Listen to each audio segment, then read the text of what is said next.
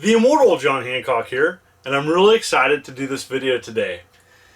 I've wanted an MSX compatible computer in my collection for a long time. The problem is, in the United States, North America in general, pretty hard to find an MSX computer, especially here in the States. And you know, it's kind of a funny story. So my good friend Corey Strite, he actually had one at a store, sold it to another friend with a whole bunch of extra components to it, and pretty much he had it in a store for like 3 years and sold it really cheap. And my friend knew that I wanted it and sold it to me and made a reasonable profit on it. So I'm finally excited to showcase that I have a MSX compatible computer. And I wanted one that was debuted in the States, and so what I got was a Yamaha CX5M. Now these were kind of marketed as a music computer. It has a ton of options to make music and record music and all sorts of stuff. But I wanted one. I'm mostly a North American collector, but I really wanted one of these in my collection for a long time. I haven't tested it, and I only have 3 games for it, but I thought I'd unbox it. I don't know a ton about this other than it plays MSX carts, and I got it and I want it in my collection to play MSX games. Now I know enough to know that, you know, there's other better computers out there to play all the MSX games. And for people that don't know, MSX was a very popular computer line. Many companies made MSX compatible computers, and you know, there's a whole line of them, and there's an MSX2, and there's, you know, other models that play certain games. So this is just the base model. The Yamaha CX5M is compatible with just MSX computer games, but it's cool. I want to unbox it. I want to showcase it. Let's take a look. All right, here it is. The Yamaha CX5M that my buddy had at a store for 50 bucks. And had it there for 50 bucks for 3 years. And this is the box. Box is in pretty good shape. And here it is. It came with a, I don't know if it came with this, I think so.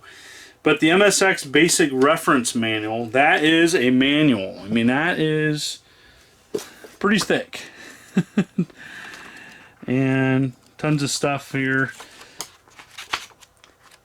Nice to have. Here is the manual. Now they made a CX5M2, which is, like many computers, an upgrade. And this is a good picture here to show all the things you could do to connect to a Yamaha keyboard for music. You got the joystick ports, printer, cassette tape. They did make cassette tape games for the MSX compatible computers, and I'd like to definitely pursue some of those if I could. And I have AV hookups for it, and it takes cartridges, and the cartridges are they're kind of like a cross between like a Genesis and a Famicom cart. And so yeah, they're interesting length and diameter, and they kind of, you know, if they blended in, they would look like a Famicom cart or a Genesis cart, but they're neither. And it's its own thing. And the graphics are kind of close to a ColecoVision, maybe a little bit better. And I only have a few games. I have Mappy. I picked that up off eBay. Hyper Olympic, which is track and field. And Year Kung Fu, which I picked up at PRG and was the only game that I found there at the show. So in the States, this stuff is pretty hard to get. I know overseas and abroad, you can find it pretty common. So the Yamaha CX5M was definitely marketed. It is heavy. It is, like, you know, very nice build here, and it has a lot of music features. Just one of the additional things that you could add to this computer. I mean, it's all metal. I mean, it's crazy. Definitely love that. Here's your music keyboard attachment. Cartridge slot right there. You have this for control. And it had some joystick covers, kind of neat. And you can pop those open. It's really cool that it has this. This is in good shape. This computer's in good shape. I have not tested it, but hopefully it works. And here's the back. Tons of inputs here. There's a slot cover here, printer, cassette, and I have the special cable for that and monitor. So yeah, it's pretty nice. Definitely want to show this working. Wanted to show some of the other weird stuff that came with this. And again, I'm not a computer expert per se, and I'm not a music expert per se of vintage computer stuff, but I'm really excited about having this in my collection and wanted to showcase some of the other things that came with it. Let's take a look.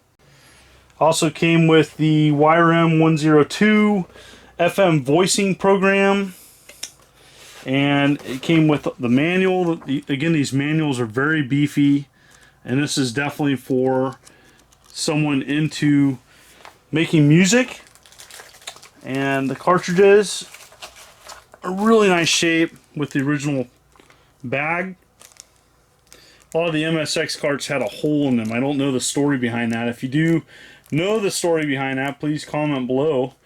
But yeah, it's really neat to have all these goodies. I mean, this is definitely really excited to have this unique piece in my collection. This is something, I've collected a long time, and so I love getting these weird items, and so just yet another thing I can collect for.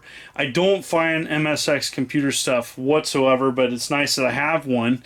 And so if I find a random cart now, and cartridge is fine, if I find a loose cart or something, I'll be able to play them. And so I'm really excited about having this in my collection. Also came with the YRM-301 MIDI recorder, and this is another one of these cartridges.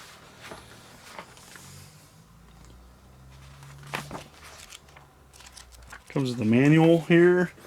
Pretty sweet. All in the original box. I don't know if Corey put the price tag of $8 on them or not, but and FM Music Composer 2. And it came with this little thing you would put on top of your MSX. Thought that was kind of neat.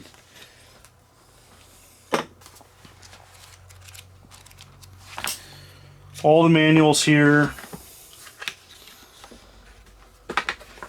Really love that. Just something odd. This is definitely an oddball pickup. Alright, also came with this, and this is the FM Sound Synthesizer Unit 2. And this is not a cartridge. This is actually goes in the bottom of the unit. And it came with its manual. I hear these are pretty tough to get. Just really neat. And on the back it says essentially that it was an expansion unit for providing your MSX computer with real music functions. And a whole bunch of things you can do with this. And here's the actual unit. Really nice shape. Looks brand new. Alright. Turn that down. It's got pretty good sound. Oh, I have no idea how I'm going to do this.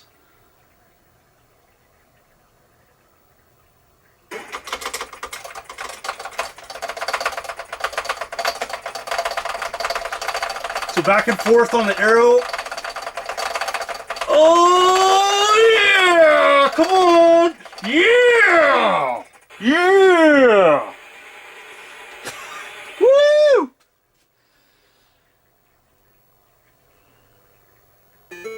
Yeah, I qualified. Got pretty good sound. Okay. This is actually a game you can play on the keyboard. Oh! I wonder if I have to press space bar. I have no idea how I'm playing this. Alright.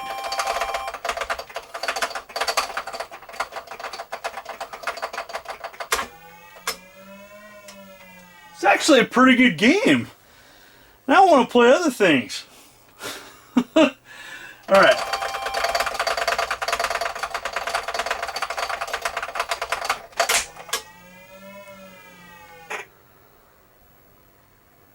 Oh! Wah wah. Hey, but it works.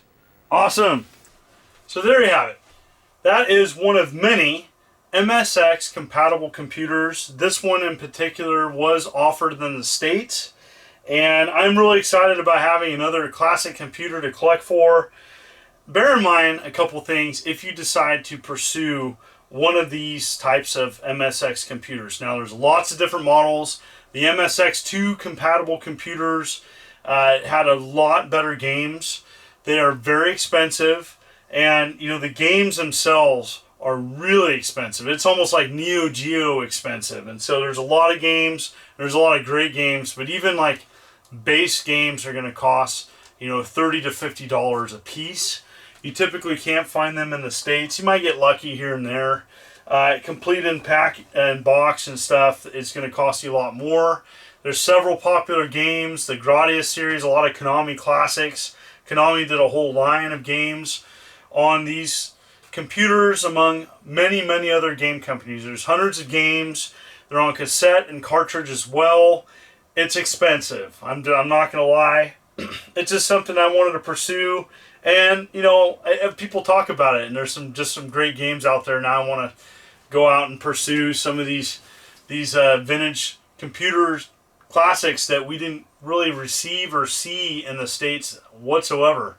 And so I'm really excited about this. A new toy to play with, and it works.